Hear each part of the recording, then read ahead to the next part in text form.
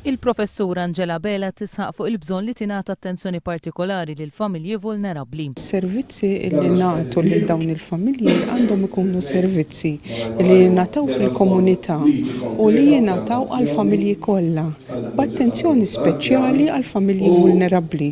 Il-Professur Abela kienet waħda mill-kontributuri fis-seminar Eat Socjeta Gusta. F'dan is-seminar il-Mexxej Laburista ppreżenta żewġ proposti ġodda ta' gvern ġdid fil-qasam soċjali. Bl-ewwel waħda tkun propju proposta indirizzata biex tgħin fost oħrajn lil familji vulnerabbli. Gvern ġdid jintrabat li jkummissjona studju dwar l-impatt soċjali kull meta jkun ser jieħu deċiżjoni ekonomika maġġuri. Angela Abela tajt li familji vulnerabbli kollhom aktar problemi fit-trobbija ta' uliedhom minħabba li l-ġenituri kollhom problemi ekonomiċi għax ma jkunux jistgħu jsibu xogħol minħabba il-livell ta' edukazzjoni baxxa jew problemi ta' saħħa fiżika u mentali. Abela tfakkar kif wieħed minn kull 5 tfal f'pajjiżna jinsab f'riskju ta' faqar. Għalija statistika allarmanti u nħoss li għandna responsabilità illi innaqsuha din l-istatistika.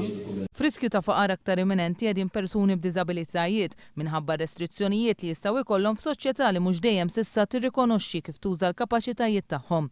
Fid-dawl ta' dan it-tieni proposta tal-Mexxej Laburista, dik li gvern ġdid jara li meta persuni b'diżabilità jiġu nieqsa ikollhom tistennihom sistema ta' kura u residenza fil-komunità f'dar privata jew komunitarja ta' daqs żgħira.